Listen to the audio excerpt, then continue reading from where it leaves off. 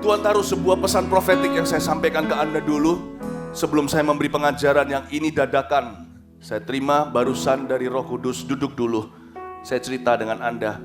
Saya senang sekali melihat ketika masuk ke sini, bahwa sebagian besar daripada anak-anak AOG siang ini sudah datang 15 menit sebelum ibadah. Tiba-tiba Roh Kudus ingatkan saya sebuah ayat di Kisah Rasul pasal 15. Singer tetap standby aja di sini ya. Kisah Para Rasul 15 berkata, aku akan datang kembali dan membangun kembali pondok Daud yang runtuh. Supaya semua orang mencari Allah, termasuk bangsa-bangsa yang tidak mengenalnya. Tiba-tiba Roh Kudus memberi saya pengertian, pondok Daud itu seperti apa ketika kita tadi melompat-lompat menyembah. Di satu titik saya sangat menikmati itu, lalu saya duduk. Karena saya perlu mendengarkan suara Roh Kudus ketika Anda bersorak-sorai bagi Tuhan. Ada sebuah pesan yang Tuhan titipkan, yaitu pondok Daud, saudaraku. Pondok Daud beda dengan tabernakel Musa, sedikit story tentang perjanjian lama. Bedanya di mana? Tabernakel Musa itu rumit sekali, kompleks karena di dalamnya ada banyak artikelnya. Ada menorah atau kaki dian 7 itu, ada meja roti, ada basin, bukan basin itu maksudnya basin ya. Itu bahasa Inggrisnya basin ya. Itu ada satu tempat mencuci kaki, ada banyak sekali birokrasinya. Tapi Daud punya kosong, tidak ada apa-apanya. Hanya ada hadirat Allah. Bedanya di situ, pondok Daud dan tabernakel Musa. Ada sebuah culture atau budaya yang Daud tanamkan pada penyembahan orang Israel kepada Tuhannya. Dan itu merevolusi di zaman itu, karena belum ada yang melakukan begitu, hanya Daud yang berani. Zaman itu gak ada yang berani makan roti imam. Daud memakannya ketika dia lari dari Saul dan diberikan kepada pengikut-pengikutnya. Daud pada zaman itu dianggap beda sekali. Dia dianggap tidak sama, tidak mainstream. Apa yang dia lakukan tidak tradisi. Tapi ternyata Tuhan menyertai dia, Tuhan berkenan. Orang-orang waktu itu kira Tuhan bakal marah nih, dia ubah-ubah peraturan. Tapi justru dia dari Tuhan. Nah pondok Daud ini yang mau Tuhan tanam kembali di dalam diri anak-anaknya hari ini. Dan AOGers dan Gereja Mawar Sharon. Apa itu kebudayaannya? Perhatikan ya. Pondok Daud bicara tentang pujian dan penyembahan. Tapi bukan pujian dan penyembahan sembarangan. Bukan segala PAW gereja pasti pondok Daud. Pondok Daud penyembahan, tapi satu. Anda catat dalam hati, kalau mau cepat-cepat catat di tangan nggak apa-apa. Meskipun ini bukan pengajaran, ini adalah pengajaran ini adalah pesan profetik yang saya sampaikan, ini mengalir saja. Yang satu kebudayaan pondok Daud adalah menyembah tanpa batas waktu. Itu pondok Tuhan Daud taruh di Yerusalem, tempat orang datang dan pergi tidak ada jam ibadahnya. Ngerti maksud saya? Tidak ada countdown 5, 4, 3, 2, 1, mari kita buka ibadah. Nggak ada gituan. Itulah sebabnya saya senang lihat 15 menit kalian sudah datang lebih dulu. Untuk membuat batasnya itu menjadi kabur. Kapan mulai, kapan berhenti. Sebab Tuhan menginginkan kita menyembah tanpa henti-hentinya. Pondok Daud nggak ada jam ibadah. Loh kita harus punya, kalau nggak gitu nanti kacau balau. Bertabrakan antara jemaat yang pulang, jemaat yang datang, kapan harus datang, mereka nggak tahu. Tuhan tetap teratur, ada peraturan. Namun jangan sampai peraturan itu kau bawa-bawa ke dalam hatimu. Antara engkau dan Tuhan sebagai penyembahan, rintangan penyembahan, jangan. Itulah sebabnya Tuhan tidak kepingin antara dia dengan kita ada sebuah line atau ada sebuah garis pembatas. Tuhan tidak ingin hubungannya dengan kita menjadi penggaris. Tuhan tidak ingin jam 1 lalu kita mulai berkata, angkat tangan dan mulai memuji menyembah. Bagus sekali yang kalian lakukan. Karena kalian membuat kabur perbatasan antara kalian dengan Tuhan. Orang jadi nggak tahu kapan mulainya, alfa omega, tanpa akhir, tanpa beginning, tanpa permulaan. Kalian datang, sudah langsung menyembah. Orang tidak bisa menemukan kapan tepatnya kebaktian dimulai. Meskipun semua orang tahu, jam ibadah pukul 1. Paham maksud saya? Itu pondok Daud. Itu sifatnya pondok Daud. Itu culture-nya. David's culture. Itu pondok ditaruh di situ. Anytime people bisa masuk. Anytime pula orang bisa keluar. Luar biasa saudara. Kedua, pondok Daud selain penyembahan tanpa batas waktu, dia penyembahan tanpa liturgi. Kita harus ada liturgi. Kalau nggak gitu nanti next apa doa berkatnya, saya tahu. Tapi jangan sampai itu membatasi. Karena di dalam Pondok Daud tidak ada artikel sama sekali. Tidak ada menorah, tidak ada kaki dian, tidak ada prosesi gitu loh. Harus begitu, harus begini. Nggak ya. Penyembahan tanpa liturgi. Berarti jangan pernah penyembahan kita seperti robotik. Nyembah, berhenti. Pengumuman. Ya tetap harus tertib. Pengumuman kalau semua bahasa lidah ya sudah kita bahasa lidah aja, pengumumannya nanti saja. Tapi jangan sampai waktu pengumuman, hatimu putus dengan Tuhan Yesus. Jangan dibatasi dengan liturgi. Liturgi harus ada supaya teratur. Tapi hatimu harus bebas menyembah Allah. Yang ketiga, Pondok Daud itu selain menyembah tanpa liturgi, dia menyembah tanpa melihat manusia. Di Pondok Daud tidak sama dengan Tabernakel Musa. Tidak ada imamnya. Orang bisa masuk, orang bisa keluar. Ketika mereka masuk ke hadirat Allah, mereka lah imamnya. Yang pertama kali memunculkan ide imamat rajani itu Raja Daud. Itulah sebabnya kalau datang ke sini, kita melihat semua orang yang di depan, termasuk yang pemimpin pujian, semua tidak lebih daripada alat-alat musik doang. Sorry, saya juga sama, saya hanya sound systemnya Tuhan. Bedanya gini loh, kalau kita manusia itu bisa curi glory. Kalau piano ini, Roland ini bisa, ini sudah main di sini berapa tahun nih di gereja Mawar Syar. Ini kalau bisa berbicara, dia berkata, give me a little glory dong. Dia nggak bisa karena dia benda mati, kita benda hidup. Jadi kita bisa mencuri kemuliaan. Padahal sebenarnya saya dengan Roland, Philip dan Roland, nggak ada bedanya. Kami hanya alat hari ini. Paham maksud saya?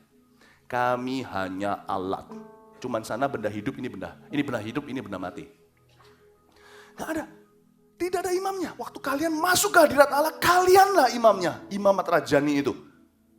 Tuhan berperkara secara pribadi kepada setiap orang yang hadir di sini. Waktu kita masuk ke hadirat Allah, kita nggak boleh sekedar lihat pendeta atau siapa pimpin di depan sana. Kalau di sini mimpin dengan baik, berarti rolannya bagus. Kalau ini suaranya jelas, saya khotbahnya juga jelas, mengajarnya dengan tepat, berarti saya sound systemnya Tuhan yang bagus. Udah, kami tidak boleh terima glory. When you come here, it's between you and the Lord. Bahasa campuran. Kami hanya alat. Itu mentalitasnya Daud. Dia bypass semua imam. Dia masuk, dia jadi imamat rajani. Siapapun masuk jadi imam. It's amazing, itu revolutionary di zamannya dia. Saya mau juga jelaskan, kita harus punya mentalitas begini untuk menyembah Tuhan.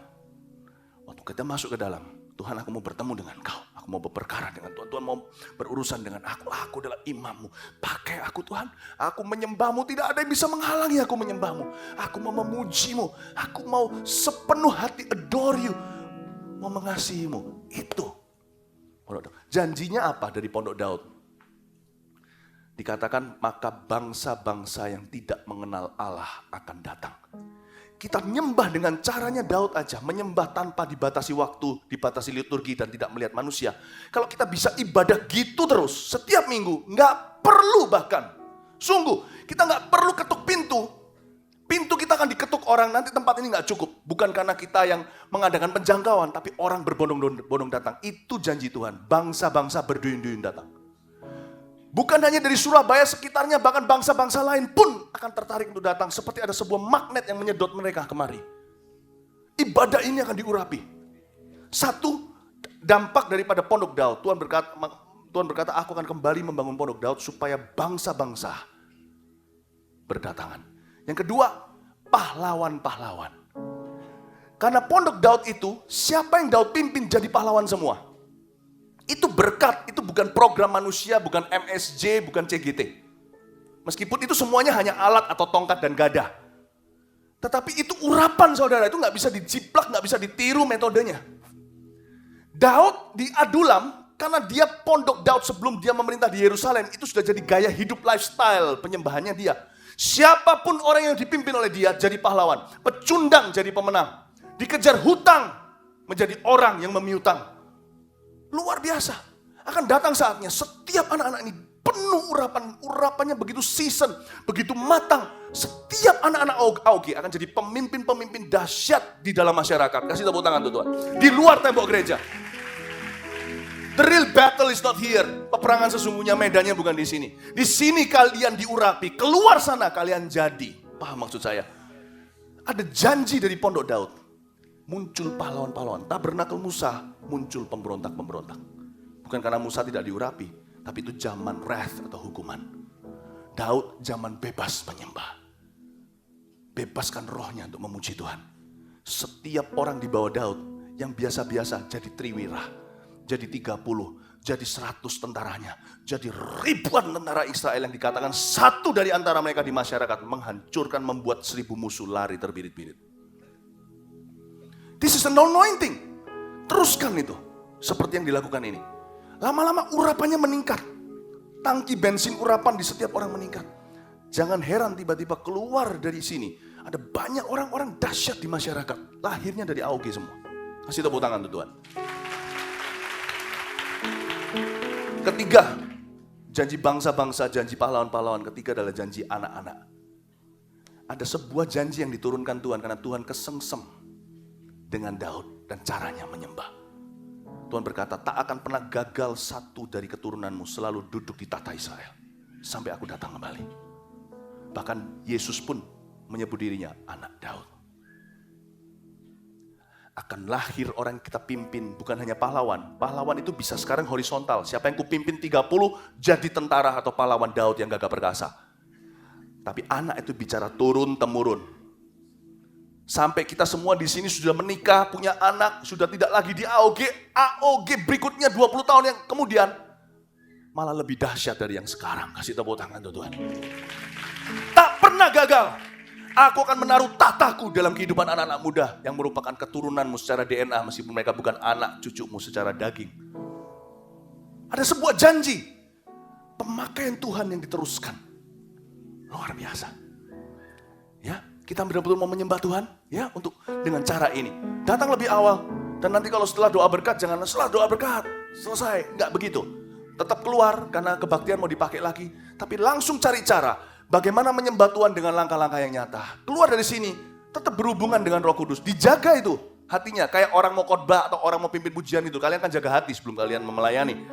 Setelah selesai melayani tetap harus jaga hati. Tapi pikirannya begini, aku akan sambung penyembahanku setelah doa berkat keluar dari gedung ini. Tuhan tunjukkan kepada aku, how I can worship you through real actions. Bagaimana aku bisa menyembahmu lewat langkah-langkah yang nyata. Amin. Amin. Ayo kita semua bangkit berdiri sekali lagi. Ku angkat hati, ku pandang kekudusan-Mu.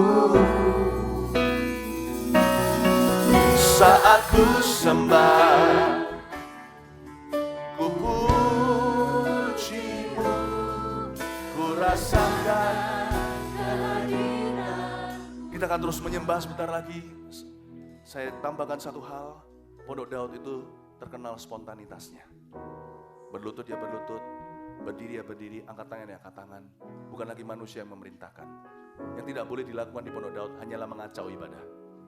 Menarik perhatian, itu gak boleh. Sisanya spontan.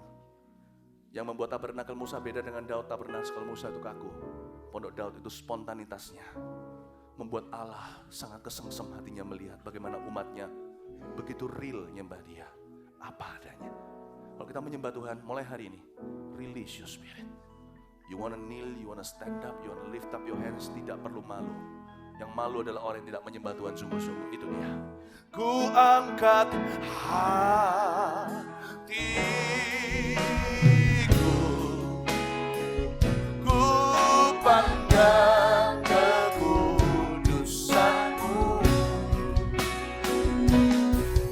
Saat ku sembah, ku puji-Mu, ku rasakan kehadiran-Mu Tuhan. Ku angkat hatiku,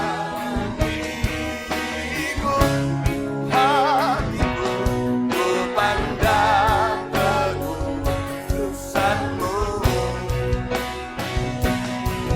Saat ku sembah, ku puji-Mu, ku rasakan kehadiran Tuhan. Saat ku sembah, saat ku sembah, ku puji-Mu, ku rasakan kehadiran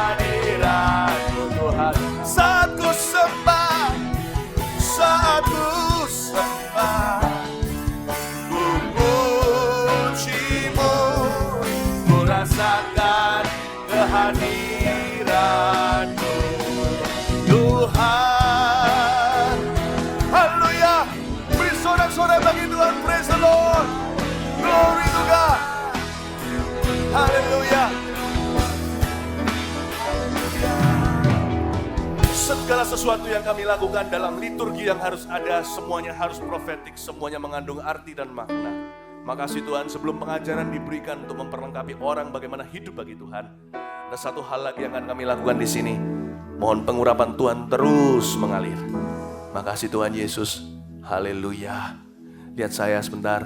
Tidak kebetulan hari ini saya bawa 2 bayi, mereka yang bawa sebenarnya papa mamanya, untuk diserahkan justru di dalam ibadah AOG. Silakan maju kedua keluarganya. Biasanya penyerahan bayi nggak di sini, tapi di kebaktian umum. Saya percaya Tuhan sudah atur semuanya. Bukankah tadi Pondok Daud berkata berkat anak cucu? Gini dulu, saya nggak tanya yang sudah menikah, pasti ada, tapi juga pasti bukan mayoritas, karena ini adalah kebaktian anak-anak muda, youth. Saya tanya dulu, siapa di sini adalah seorang leader, CGL minimal? Angkat tangan. Angkat. Oh wow, klaim janji ini. Apa yang kita lakukan ini mengandung suatu urapan. Bahwa Tuhan, bahwa kalian akan terus melahirkan pemimpin-pemimpin. Melahirkan orang gagah perkasa, pahlawan-pahlawan. Amin. Kasih tepuk tangan tuh Tuhan. Tuhan akan membuat terus kebaktian AOG ini beranak cucu. Orang-orang baru dibangkitkan. Dan saya berdoa supaya setiap anak muda dipakai Tuhan. Dan sebaliknya, saya juga berdoa hari ini sebagai penengah untuk membawa urapan yang ada di dalam AOG ini. Suatu hari anak-anak kalian ini akan jadi anak-anak muda. Yang kalian lihat di sini, urapan yang ada, kekudusan, kesucian, janji Tuhan akan ditransferkan ke anak-anak ini. Mari kita ulurkan tangan kita ke depan. Hamba berdoa di dalam nama Yesus ya Tuhan. Anak-anak kecil ini diserahkan di kebaktian anak-anak muda. Suatu hari mereka muda, mereka menjadi anak muda. Kami klaim mereka untuk AOG. Kami patahkan ya Tuhan setiap roh yang membawa mereka ke arah yang berlawanan. Bukan menjadi army of God tapi army of Satan. Kami patahkan semua jalan ke situ. Baik itu dugem, narkoba atau pergaulan bebas atau kenakalan remaja. Kami tolak semuanya dalam nama Yesus. We want to pray for your anointing. The anointing is vice versa. Kedua arah ya Tuhan, bukan hanya hari ini kami melihat bagaimana Tuhan seperti seolah-olah anak-anak AOG melihat anak-anak kecil ini ya Tuhan Yesus menjadi lambang, kami pun akan banyak melahirkan pemimpin baru. Tapi dari anak-anak kecil ini dan keluarganya pun melihat, inilah masa depan anak-anakku yang sekarang masih bayi. Bapa, I pray the anointing that is present, urapan korporat bukan hanya urapan hamba pribadi, dan urapan yang ada di dalam ruangan ini, dalam visi AOG ini, ketika tumpang tangan ke anak-anak ini ya Tuhan, jadikan mereka anak-anak muda yang dipakai Tuhan dan seumur hidup mereka melayani Tuhan. Aku serahkan kedua anak ini di dalam nama Tuhan Yesus Kristus. Ya Tuhan, tangan Tuhan menyertai. Jadikan mereka hamba-hambamu sejak masa kecil dan jadi anak muda seperti Samuel ya Tuhan. Terima kasih Bapa, terpujilah namamu. Aku serahkan mereka dalam nama Bapa, Putra, dan dalam nama Roh Kudus di dalam nama Yesus dan kedua orang tua mereka. Ya Tuhan masing-masing, ya Tuhan Yesus, mereka diberikan hikmat untuk mendidik anak-anaknya dalam kebenaran. Dalam nama Yesus, amin. Kasih tepuk tangan untuk Tuhan Yesus.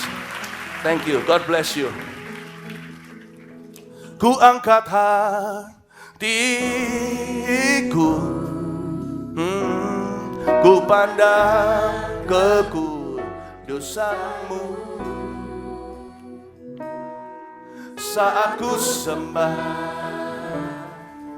ku puji-Mu, ku rasakan kehadiran-Mu Tuhan. Ku angkat hatiku,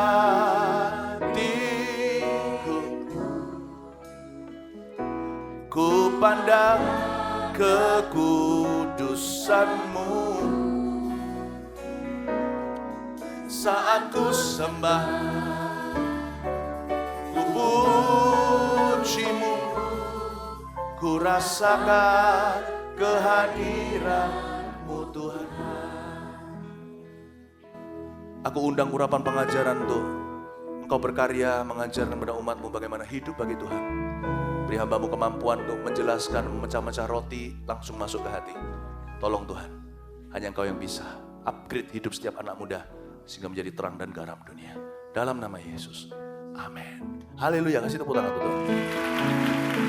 Silakan duduk, ambil catatan. Kemarin di kebaktian adik-adik kalian di pukul 4 Sabtu sore, saya berkhotbah dengan judul Kasih Mula-Mula. Kalian bisa dengarkan nanti kalau nggak tahu kapan dimunculkan di YouTube, tapi kalian bisa juga beli di Pusaka Raja Wali. Saya nggak bisa ulang itu. Ya, kasih mula-mula. Saya jelaskan itu berarti mengasihi hadirat Tuhan. Itu datang lebih awal. Ya, mempersiapkan hati, datang sudah dengan api. Mengasihi firman Tuhan, baca Alkitab. Jangan cuma dengar khotbah, tapi baca Alkitab tiap hari. Dan hidup menjadi pelaku firman Tuhan. Lalu yang terakhir adalah mencintai jiwa-jiwa, mengasihi jiwa-jiwa. Saya jelaskan kemarin, tapi saya lanjutkan seperti yang saya janjikan kemarin tentunya.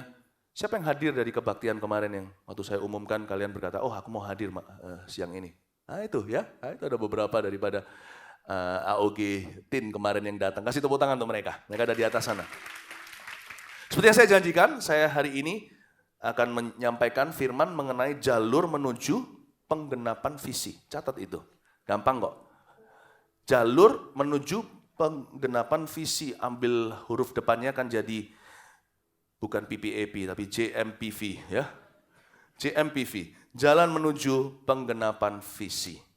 Kita akan baca ayatnya. Oke, di sini judulnya begini. Daud dikirim pulang oleh orang-orang Filistin. Ironis bukan? Katanya jalan menuju penggenapan visi. Dalam hal ini visinya Daud. Nanti diaplikasikan untuk hidup kita bagi visi kita. Kok judulnya begitu ya? Jalan menuju penggenapan visi kok malah dikirim pulang? Sebelum saya lebih lanjut jelaskan ekspositori ayat, saya ingin kalian mengerti dulu satu prinsip sederhana. Ini kebenaran. Sama dengan gravitasi tidak bisa diubah. In Christ, there is no such a thing. There are no setbacks, only setups. Dalam Kristus tidak ada kemunduran. Kecuali karena dosa kita bisa mundur. Tapi kalau kita nggak salah, kalau kita taat kepadanya, setia, apa yang nampaknya kemunduran itu sebenarnya Tuhan sedang mempersiapkan sebuah spring, sebuah pier untuk kita melompat lebih tinggi di kemudian hari. Apa yang merupakan penjara seperti Yusuf itu perjalanan menuju menjadi Perdana Menteri. Di dalam Tuhan tidak ada setbacks, hanya setup. Tuhan sedang setup kayak setup musik ini, alat-alatnya untuk nanti dipakai ibadah, dimainkan. Tuhan sedang setup hidup kita untuk kemenangan, katakan amin. Tapi jalan menuju penggenapan visi seringkali tidak seperti yang kita duga. Karena itu jangan cepat-cepat kecewa sama Tuhan. Hanya karena dia maha kuasa, dia serba bisa. Jadi kalau tidak sesuai dengan apa yang baik menurut definisi kita, apa yang mulia, semua yang indah menurut pengertian kita, kita langsung marah. Jangan saudara, rugi. Tuhan itu mastermind-nya untuk membuatmu menjadi masuk dalam glory. Percayakan dia. Semua apa yang kelihatannya seperti kekalahan, kelambanan dalam hidupmu, bahkan padang gurun, semuanya itu hanyalah tempat transit doang. Itu bukan destinasinya, bukan tujuan. Tujuanmu adalah lebih dari pemenang. Sekalipun itu bukan tujuanmu, mungkin di sini ada orang yang sudah down sekali, hatinya sudah kecewa dengan diri sendiri. Tetap Tuhan setia ketika kau tidak setia. Meskipun itu bukan tujuanmu lagi, itu tetap tujuan Tuhan dalam hidupmu, sekalipun kamu tidak merasakan, sekalipun engkau tidak menyadarinya. Dia ingin menjadikanmu lebih dari pemenang. Hargamu sudah lunas dibayar. Anda dan saya milik Tuhan. Dan dia ingin membuat kita menang. Ayat pertama. Orang Filistin mengumpulkan segala tentara mereka ke Afek. Sedang orang Israel berkemah dekat mata air yang di Yisril. Ini kelihatannya dengung perang mulai dibunyikan. Maka ketika raja-raja kota orang Filistin berjalan lewat dalam pasukan-pasukan 100 dan 1000, dan ketika juga Daud beserta orang-orangnya berjalan lewat di belakangnya bersama-sama dengan Akis, sedikit latar belakang ayat 2 berhenti sebentar. Daud waktu itu pelarian. He was an outcast with men, but an incast with God. Dia adalah fugitive atau buron manusia, tapi dia adalah kekasih Allah. Sometimes it's good to be an outcast, you know. Kadang-kadang baik sekali, baik juga kalau kita itu tidak in. We are not in with the group. Sometimes it's good. Kadang-kadang di dalam sekolah juga kita tidak in dengan the popular guys atau the popular girls. It's good. Supaya Tuhan bisa membentuk kalian tanpa gangguan. Terpisah sendiri, disimpan for glory. By the way, Daud ini waktu itu sudah berada di Akis. Kenapa dia lari ke Filistin? Bukan dia itu traitor atau pengkhianat. Karena dia melarikan diri dari Saul. Dan satu-satunya tempat yang dia bisa keluar dari jangkauan Saul, Saul nggak berani ke situ, adalah kemah Filistin. Musuh bebuyutannya, Raja Saul yang mengejar dia. Oke, so you see the background, you see kita tahu latar belakangnya. Ya. Oh, belum tahu, saya belum beritahu ya. Oh, oke. Kok nggak ngomong cuma nih? Ya, memang ya beritahu. 1 Samuel pasal 29. Saya tadi nggak beritahu ya. Oh, sorry, saya menganggap kalian semua maha tahu soalnya. Saya sudah berada di sorga nih atasnya ini, jadi saya anggap semua udah tahu. 1 Samuel 29. Oke, ya. Udah ketemu semua?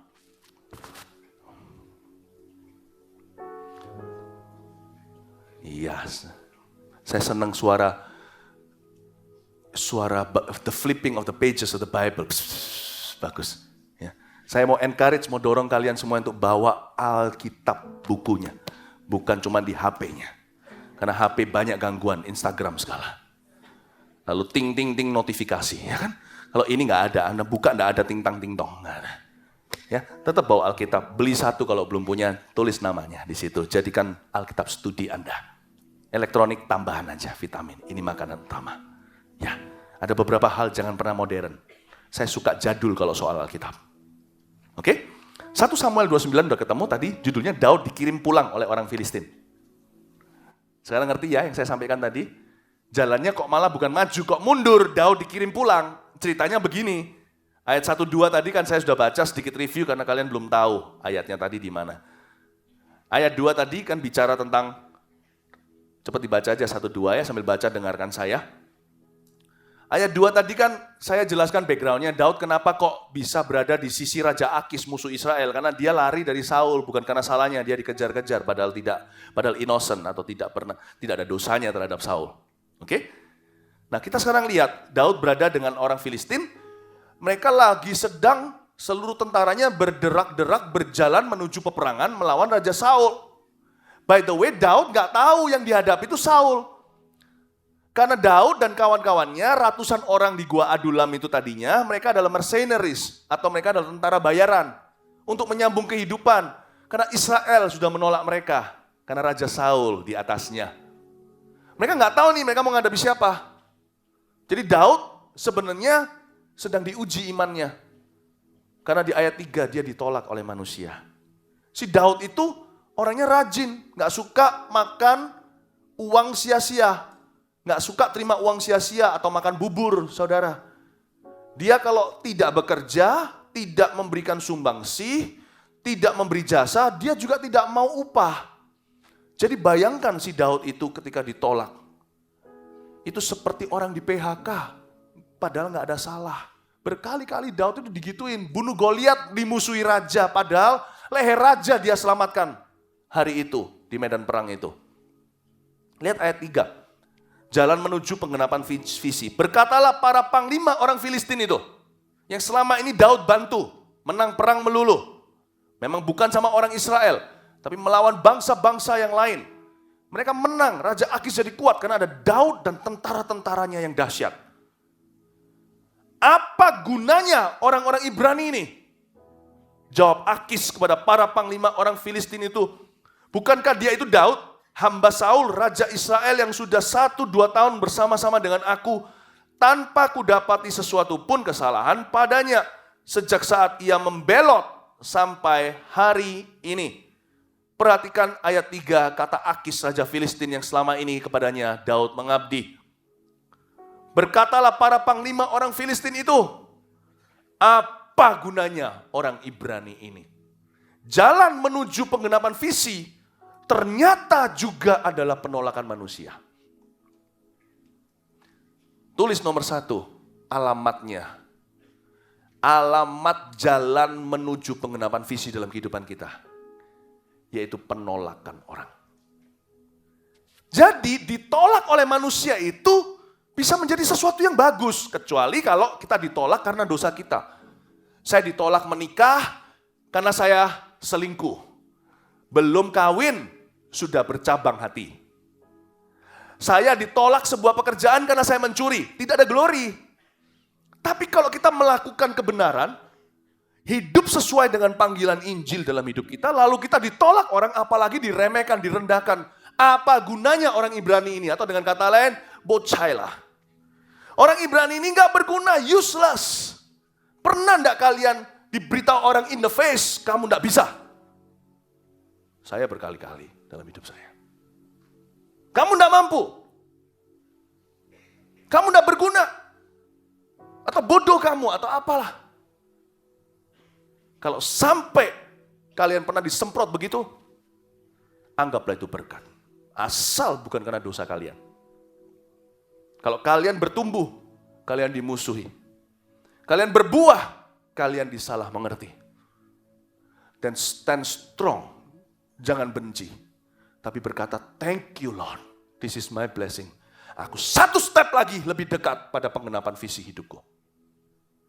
Karena Tuhan otomatis langsung cemburu kalau hati saya benar di hadapannya.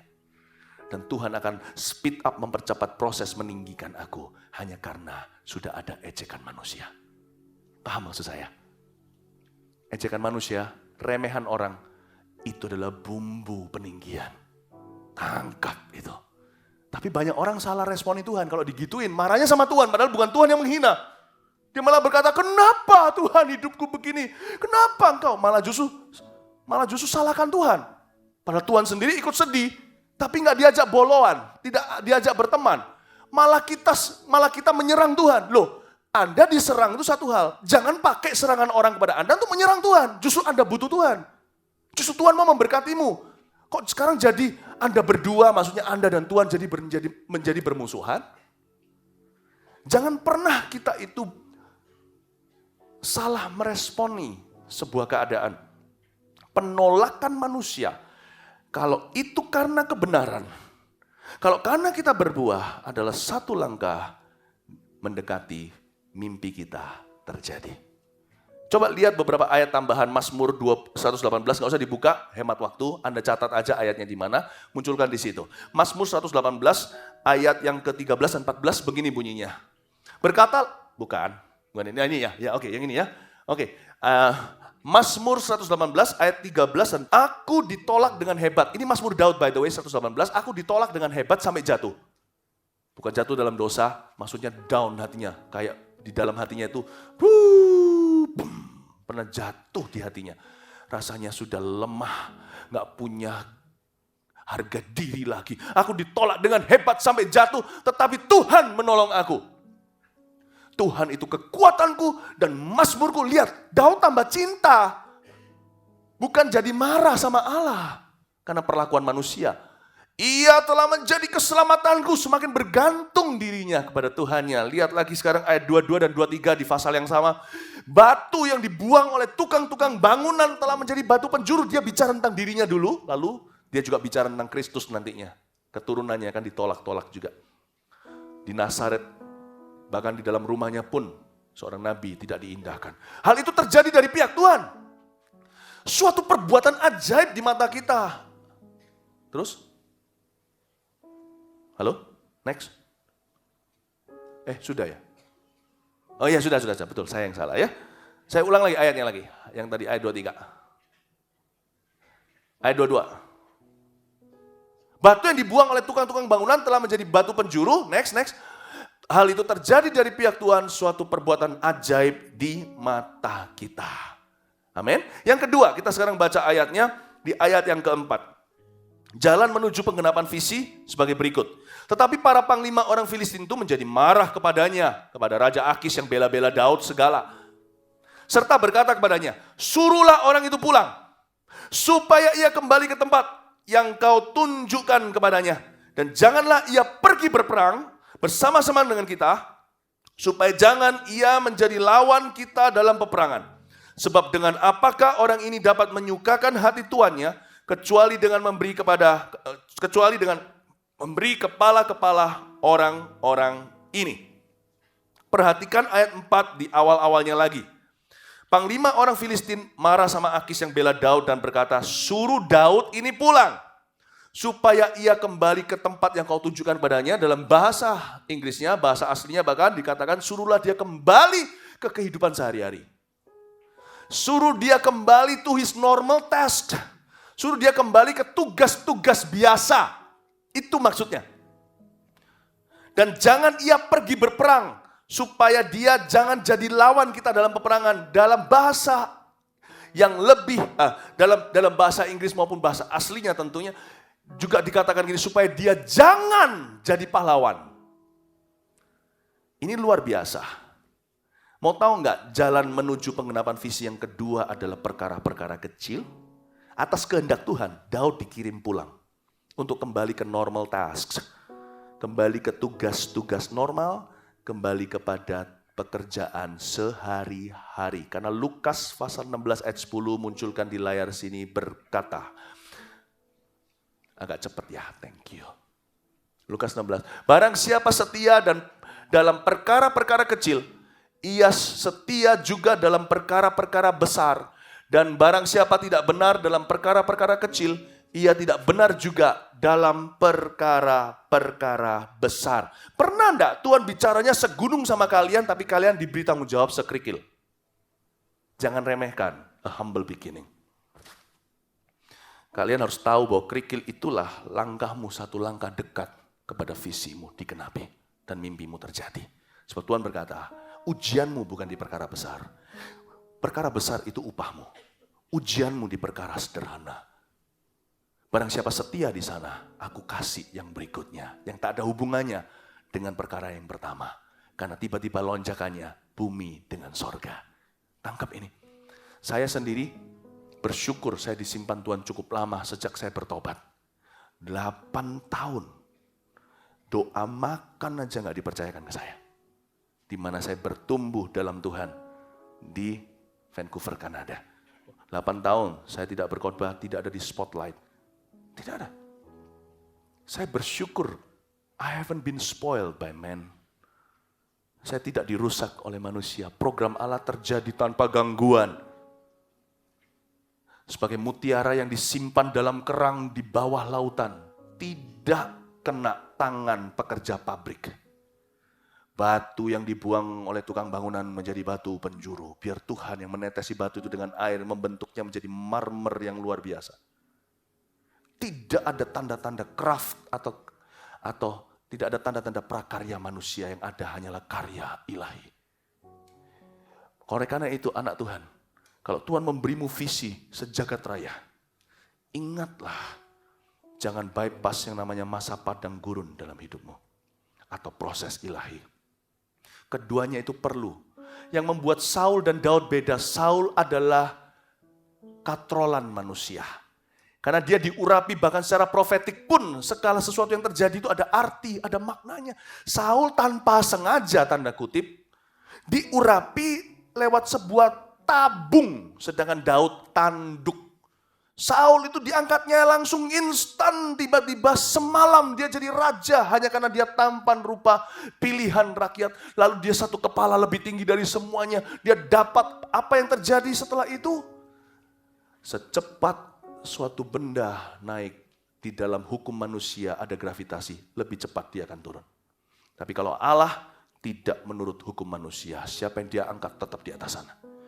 Daud melalui proses kematian daging yang lama. Sejak dia diurapi dengan sebuah tanduk. Tanduk untuk bisa menjadi tempat wadah urapan minyak seorang nabi. Maka harus ada seekor hewan terlebih dahulu mati. Ada prosesnya bahkan sebelum dia diurapi. Itu ada pengorbanan yang terjadi. Seekor hewan dibunuh. Untuk Daud bisa bahkan mengecap urapan. Lalu setelah dia diurapi, dia nggak langsung jadi. 13 tahun kemudian, dia seperti hewan seperti hewan. Tabungnya tadi diurapi itu dia diperlakukan demikian, dikejar-kejar seperti hewan buruan. Seperti orang hunting dikejar oleh pemburu. 13 tahun dia tidak merasakan tempat duduk raja. Dia pindah dari satu gua kepada gua berikutnya. Dia tidak melihat tentara, panglima. Yang dikirim ke dia adalah orang-orang yang bermasalah. Punya hutang segala. Yang dikirim kepadanya semua adalah orang-orang yang tidak bisa memberi sumbangsi ke dia. Semua menyedot sesuatu dari dia. Oleh karena itu Daud kuatkan imannya pada Tuhan. Bahkan papa mamanya pun yang menolak dia. Ikut dia waktu Saul memerintah dan kejar keluarga Daud. Saya yakin koko-kokonya pun diburu sama Saul yang ada di tentaranya. Koko-kokonya pun lari ke Daud. Di saat itu dia mungkin bisa bertanya, I thought you wanted me to be a king. I'm worse than a slave. I'm an animal. Aku kira Tuhan mau aku jadi raja. Kenapa aku sekarang jadi lebih buruk dari hewan? Diperlakukan tidak manusiawi, aku dijadikan binatang buronan. Binatang buruan. Bayangin.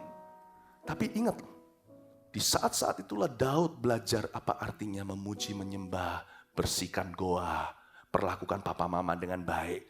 Masalah-masalah lalu dengan papa mama yang kena, dia bisa aja dongkol hatinya. Kenapa papa dulu waktu Samuel datang kok enggak ingat aku, hayo. Kok selalu ingat koko semua, aku di nomor 2 kan, nomor 7 bahkan. Kenapa begitu? Dia perbaiki semuanya, dia enggak melakukan apa-apa. Selama 13 tahun dia enggak memerintah. Perkara-perkara kecil. Itu adalah, kalau tiba-tiba kita berkata, Tuhan pakai aku mendunia. Lalu Tuhan kasih kepada dirimu sebuah tanggung jawab yang sangat lokal sekali. Jangan kecewa. Langsung lihat Tuhan berkata, siap. I'll do this. Ini satu langkahku menuju penggenapan visi. Katakan amin. Yang ketiga, kita lanjutkan. Belajar sesuatu? Ayat 5. Bukankah dia ini Daud, masih perkataan panglima-panglima Filistin tersebut. Bukankah dia ini Daud yang dinyanyikan orang secara berbalas-balasan sambil menari-nari demikian. Saul mengalahkan beribu-ribu musuh. Tetapi Daud berlaksa-laksa. Nomor 3, jalan menuju penggenapan visi adalah hidup dalam panggilan Tuhan. Apapun terjadi di hidupmu, circumstances, kondisinya bisa berubah-ubah. Komitmenmu adalah kepada panggilanmu. Anda dipanggil Tuhan untuk melakukan apa, ya lakukan itu terus. Diingat, dipuji manusia atau dilupakan, keep doing what is right. Not what's convenient. Bukan apa yang nyaman, lakukan apa yang benar sesuai dengan panggilanmu. Kalau Anda seorang mahasiswa, seorang student, itu panggilanmu sekarang, tidak forever. Kalau forever Anda bermasalah, berarti nggak naik kelas melulu. Yang boleh forever cuma Batman forever. Mahasiswa harus lulus, harus wisuda. Ini tanggung jawabmu sekarang. Harus tahu, orang yang keluar dari panggilan Tuhan akan slow himself down. Will hinder himself atau akan menghalangi dirinya sendiri dan akan membuat dirinya sendiri lamban dalam penggenapan. Itulah sebabnya panggilan Tuhan. Kok bisa dari ayat 5 ini saya mengambil intisari panggilan Daud? Karena Daud diingatkan oleh sebuah lagu yang diciptakan demi dia, yang diciptakan untuk dia. Saul mengalahkan beribu-ribu musuh, tetapi Daud berlaksa-laksa. Mungkin lagunya itu mirip seperti lagu kita. Dang dang dang dang dang dang dang. Bukan ya itu ya. Itu apa? Itu Mission Impossible, salah nih saya. Yang itu gimana? Waktu masuknya itu yang Army of God, gimana? Ya mirip kan? Enggak usah. Ya. Daud setiap kali mengingat lagu itu, saya yakin di gua-gua dia nyanyikan lagu itu. Bukan untuk memuji dirinya, tapi untuk menguatkan imannya. Untuk mengingatkan dirinya, Tuhan punya panggilan atas dia. Supaya nggak luntur visi itu, dia tahu bahwa dia dipanggil Tuhan sebagai Daud yang mengalahkan berlaksa-laksa. Dia tahu bahwa dia seorang warrior, dia tahu bahwa dia seorang raja, dia tahu bahwa dia seorang pemenang lebih dari pemenang. Dia tahu dia seorang pemimpin gerakan orang Israel. Dia tahu bahwa dia seorang yang akan dipakai Tuhan dengan luar biasa. That's why, AOGers, know the song of your vision, don't lose them.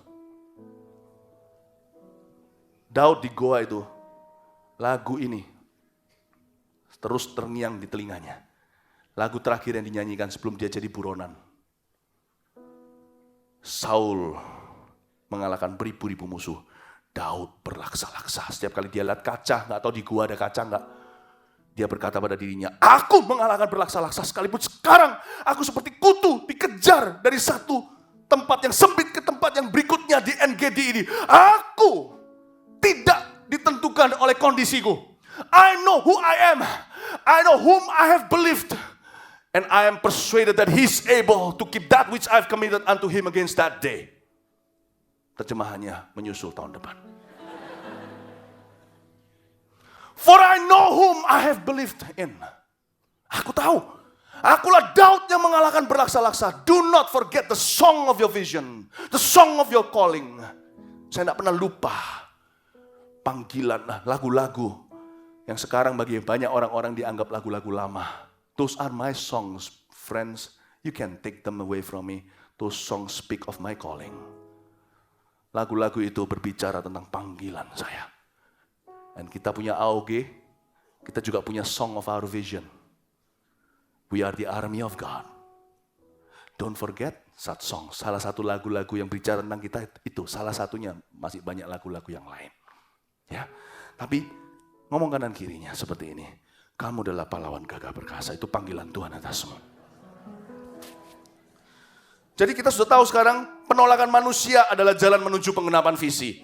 Perkara-perkara kecil adalah jalan menuju penggenapan visi. Dan panggilan Tuhan adalah jalan menuju penggenapan visi. Ya, kita sekarang lihat berikutnya ayat yang ke-6. Lalu Akis memanggil Daud dan berkata kepadanya, demi Tuhan yang hidup. Demi Tuhan yang hidup, engkau ini orang jujur dan aku memandang baik jika engkau keluar masuk bersama-sama dengan aku dalam tentara. Sebab aku tidak mendapati sesuatu kejahatan padamu sejak saat engkau datang kepadaku sampai hari ini. Tetapi engkau ini gak disukai oleh raja-raja kota. Sebab itu tahu dirilah, pulanglah, pergilah dengan selamat. Jangan lakukan apa yang jahat di mata raja-raja kota orang Filistin itu. Lihat ayat 6 sekali lagi ada perkataan Akis seperti ini. Di tengah-tengah, ayat 6 di tengah-tengah. Sebab aku tidak mendapati sesuatu kejahatan padamu. Sejak saat engkau datang kepadaku sampai hari ini. Mana hayo jalan menuju penggenapan visi yang berikutnya. Namanya reputasi yang bersih.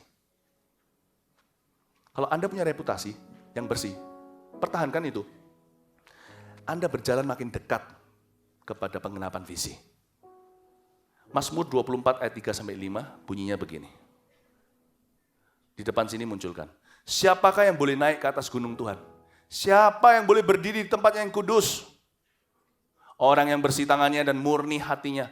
Yang tidak menyerahkan dirinya kepada penipuan dan yang tidak bersumpah palsu. Dialah yang akan, future tense atau kata bahasa masa depan.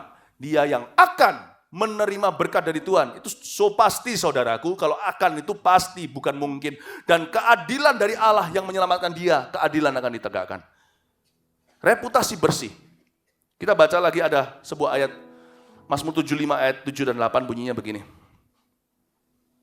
Tetapi Allah adalah hakim, direndahkannya yang satu dan ditinggikannya yang lain. Sebab sebuah piala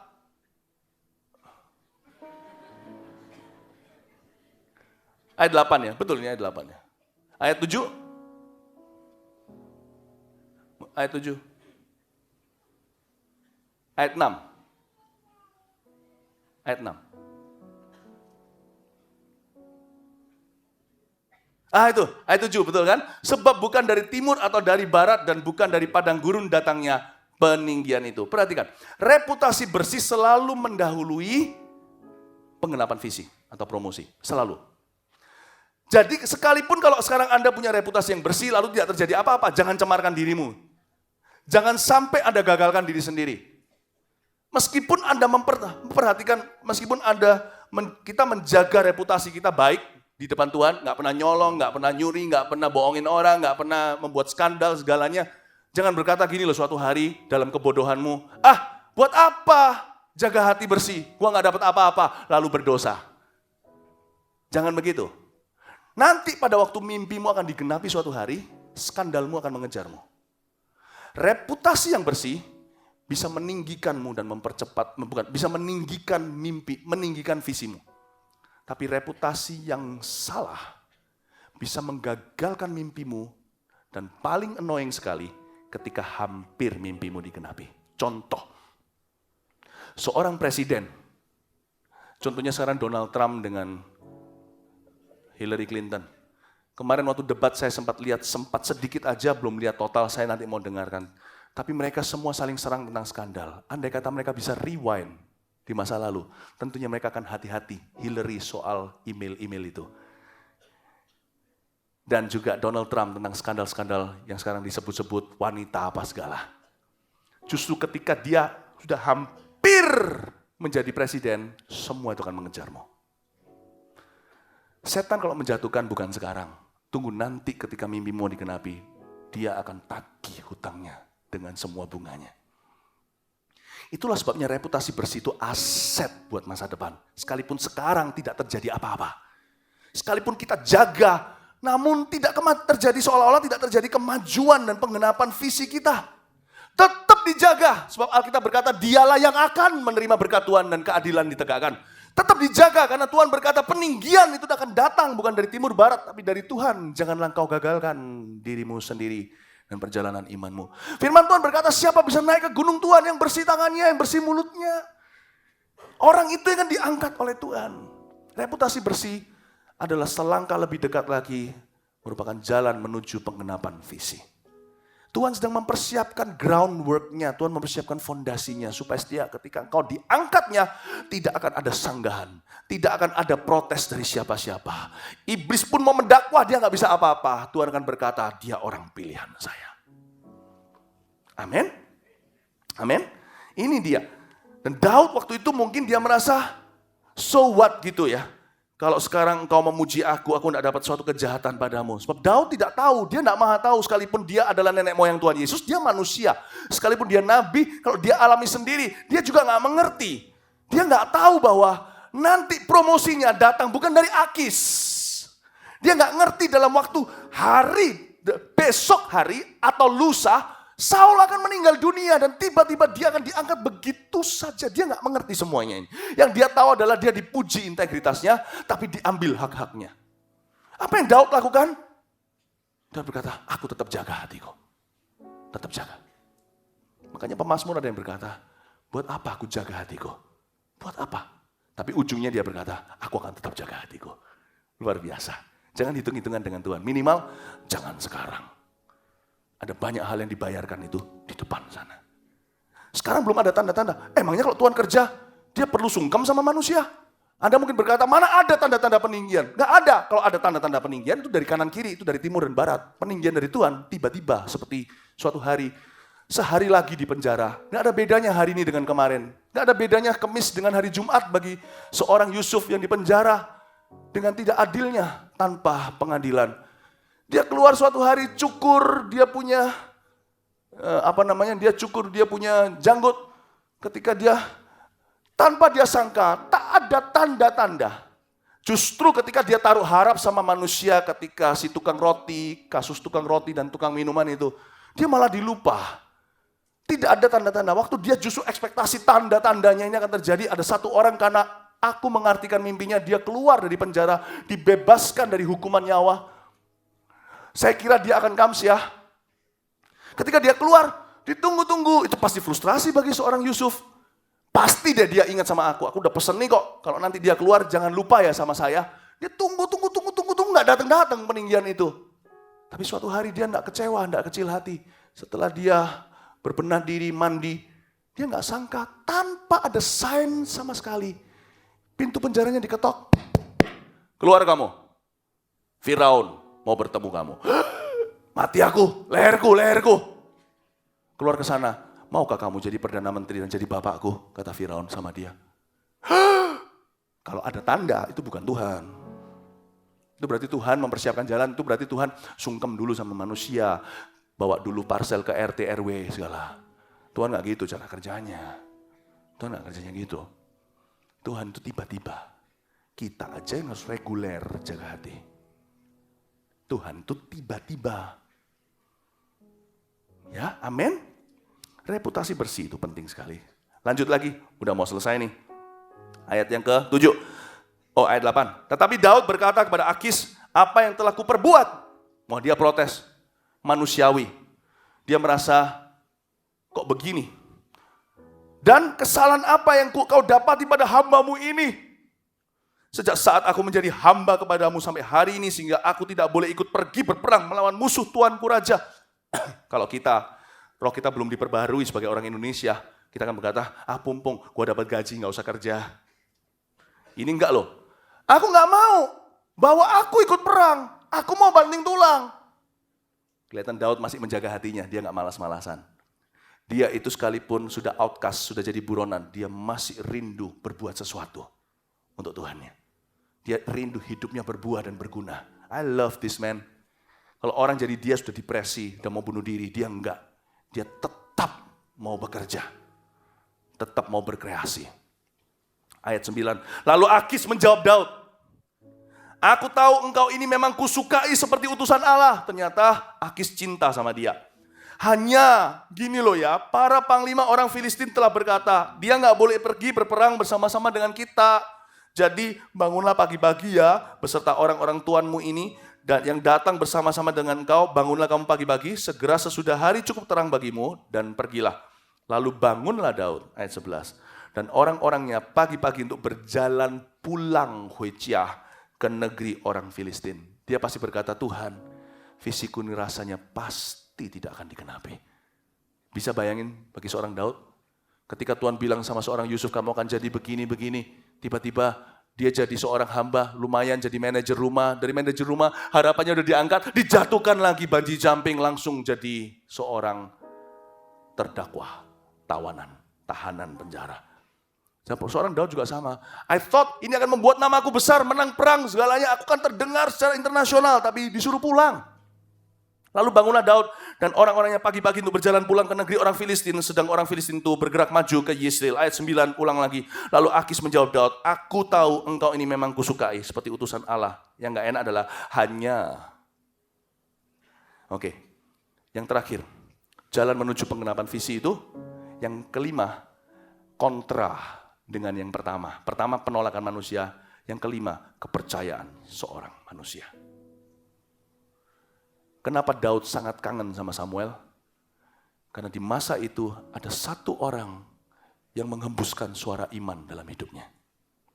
Saya tunjukkan ya, bahwa Akis bukanlah daddy Samuel bagi seorang Daud. Kita harus menghargai orang-orang yang percaya kepada kita. Atau memberi kepercayaan. Orang-orang itu adalah aset pertumbuhan kita. Kita tidak boleh mengidolakan orang, memberhalakan apalagi. Tapi jika masih ada satu, saya pernah sekali saya pasang di sosial media, saya beritahu begini, status saya. Kalau masih ada satu orang mendoakanmu, kamu masih punya harapan. Kalau masih ada satu orang mendoakanmu, kamu masih dicinta. Sekarang saya tambahkan, kalau masih ada satu suara kebapaan dalam hidupmu yang berkata, I believe in you. I know God will use you. Jangan remehkan loh, lewat, jangan. Itu Tuhan sedang bicara sama kamu, sama kita. Suara itu merupakan batu loncatan kita untuk masuk kepada glory and greatness. Suara itulah yang akan memanah kita seperti generasi panah Raja Wali. Generasi anak panah, kok panah Raja Wali itu kan dulu, iya itu kan pendekar-pendekar film kungfu. Saya ini terpengaruh. Generasi anak panah yang diluncurkan di tangan pahlawan. Daud ini bisa jadi pahlawan karena dulu ada pahlawan meluncurkan dia. Namanya Samuel. Nggak ada nggak ada. Karena kalau Tuhan angkat tidak pernah jatuh. Meskipun Samuel rada telat. Ketika itu dia terlebih dulu melihat rupa karena Samuel juga manusia. Tapi ketika dia peka dengar Tuhan, Tuhan bilang ini dia. Samuel pegang dan pundak dan tepuk pundak anak muda yang kemerah-merah umur 16 tahun itu. Yang sebentar lagi bunuh Goliat. Dia berkata, nobody believes in you, not even your mommy and daddy. But I do. My God does, two of us, both of us. My God and I believe in you. That's enough for you. Jump into greatness. Aku dan Tuhanku percaya kamu. Cukup bagimu. Melompatlah masuk kepada kebesaran dan kemuliaan. Saya tunjukkan. Cepat aja buka 1 Samuel 19:18. Bunyinya demikian. Setelah Daud melarikan diri dan luput, sampailah ia kepada Samuel di Rama dan memberitahukan kepadanya segala yang dilakukan Saul kepadanya. Langsung kita tahu, Samuel adalah tempat Daud curhat. Kemudian pergilah ia bersama-sama dengan Samuel. Dia nggak akan berani, Samuel itu orang besar. Diajak sama Samuel. Samuel nggak tolak dia. Satu-satunya zaman itu yang menerima dia, berkata positif kepada dia dan tentang dia, yang tetap menghembuskan iman ke dalam diri seorang Daud, Samuel. Dan tinggallah mereka di Nayot. Coba lihat waktu Samuel mati. Apa yang Daud lakukan? Lihat ya, dia terakhir di Nayot, di Rama ya. Waktu Samuel mati, Daud pun tidak ada alasan untuk berada di Rama. Coba lihat di ayat yang berikutnya. Pasal 25 ayat 1. Dan matilah Samuel. Seluruh orang Israel berkumpul meratapi dia dan menguburkan dia di rumahnya di Rama. Dan Daud berkemas. Saya bisa rasakan Daud kehilangan seorang papa. Saya bisa rasakan Daud kehilangan dia punya protection. Daud kehilangan rasa amannya. Tapi itulah hari di mana Daud menjadi dewasa. Daud berkemas, lalu pergi ke padang gurun Paran. This is amazing. Beda dengan Akis. Saya percaya salah satu jalan dan jalan terakhir yang membuatmu lompat bypass setiap proses manusia adalah kepercayaan seseorang dalam hidupmu. Ini yang mempercepat pekerjaan Roh Kudus. Ini yang membuatmu tidak harus melalui jalan padang gurun yang dilalui oleh bapak-bapak dan bapak-bapak imanmu. Ini saya sebut sebagai jalan, tulis alamatnya, kepercayaan seseorang kepada hidupmu.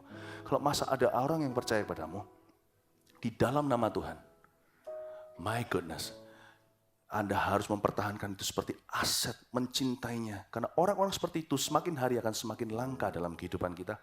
Dan kalaupun ada suatu hari, mereka pasti akan mati. Namanya manusia pasti akan meninggal, seperti Samuel. So that's why, mulai hari ini saya dorong Anda semuanya, anggota CG, to appreciate and honor ketua CGL-mu.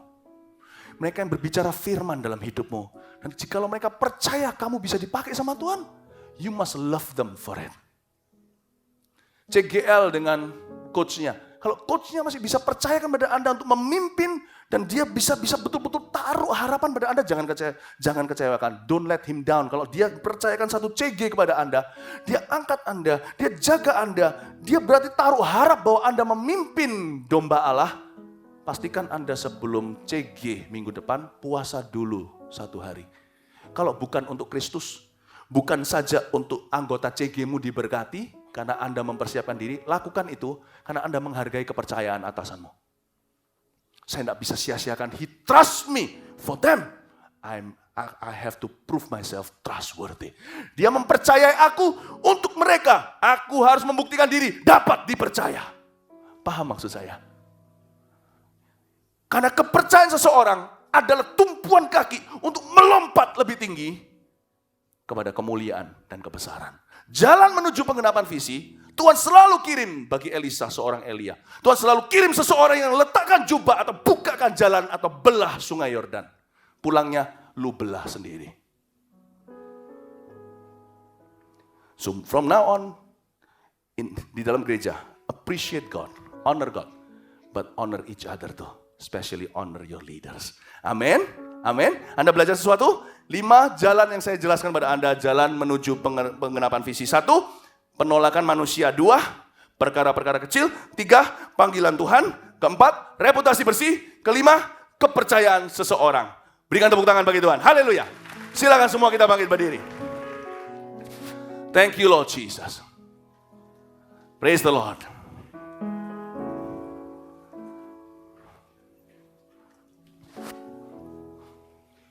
Praise the Lord.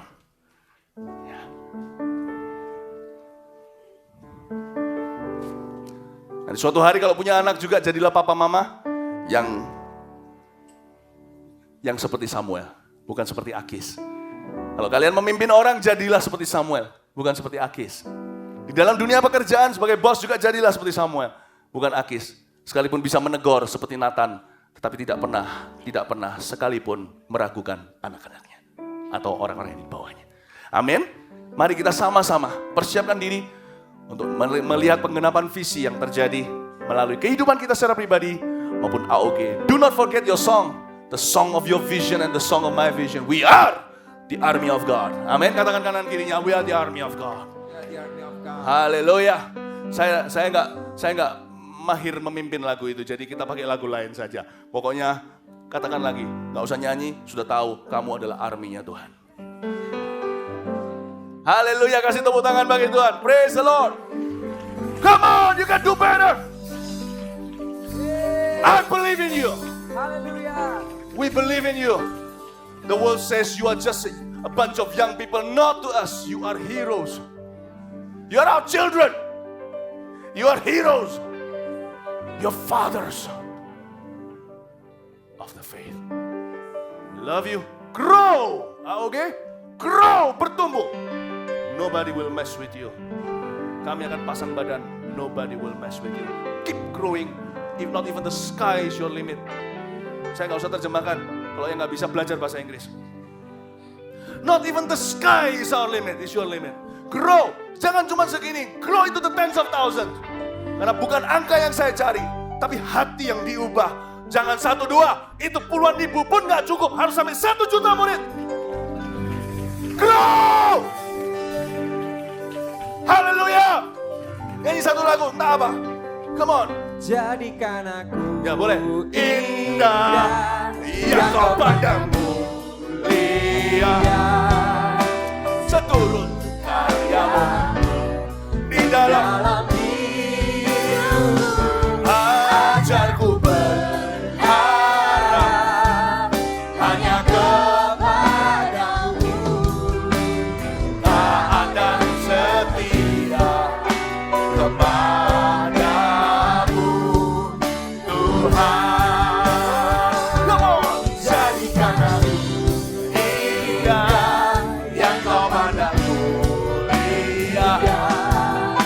Seturut karyamu di dalam hidupku, ajarku berharap hanya kepadamu, taat dan setia kepadamu Tuhan.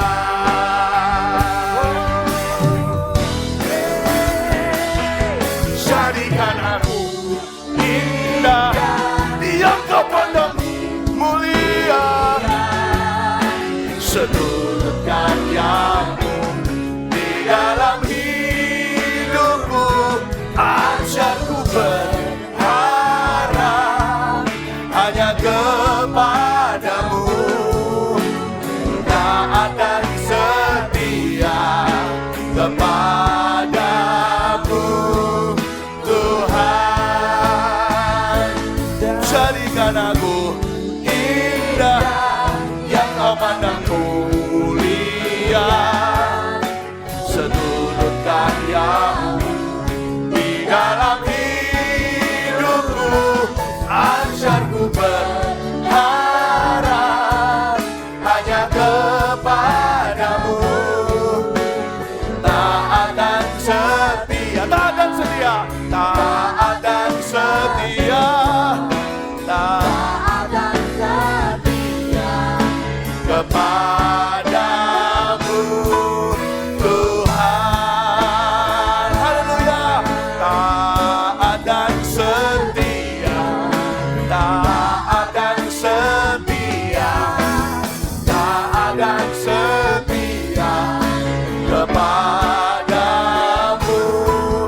Tuhan. Sekali lagi, taat dan setia, taat dan setia, taat dan setia kepadamu Tuhan. Haleluya, haleluya, haleluya, haleluya, haleluya. Dalam Yesus Kristus ku percaya ada kemuliaan di balik salib.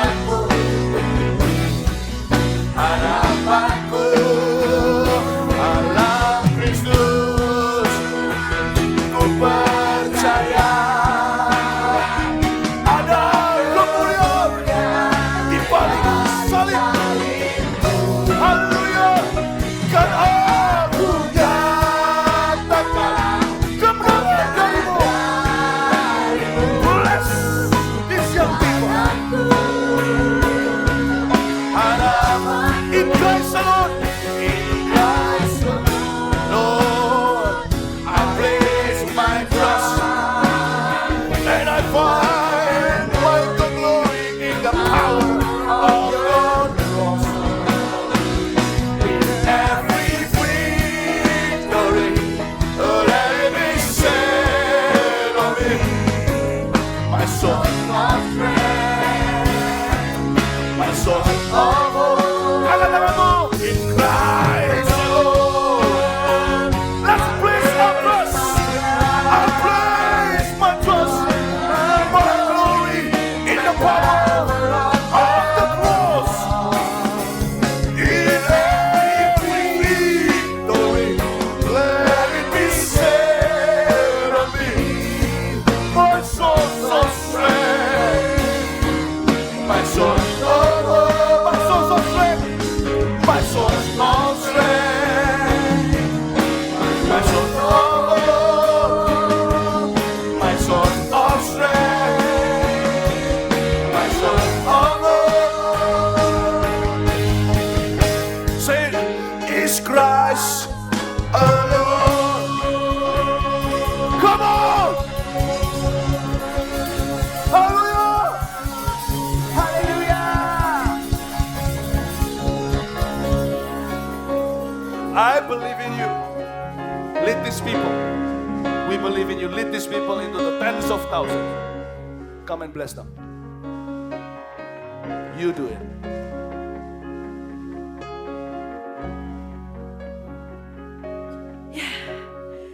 Sebelum kalian mengangkat kedua tangan dan menerima doa berkat, saya ingin mengatakan, I believe in you all. And I love every and each one of you.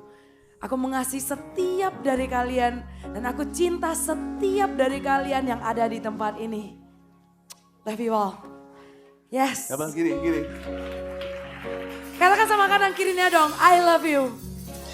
I love you. I believe in you. I believe in you.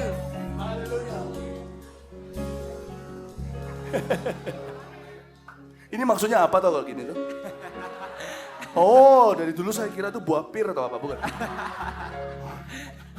Haleluya.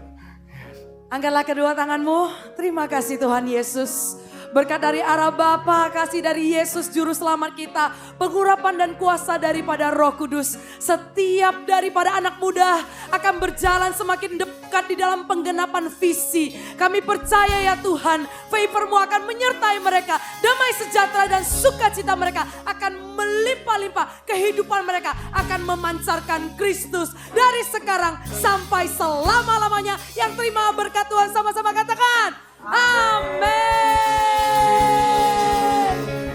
Nggak sabar ketemu kalian lagi minggu depan.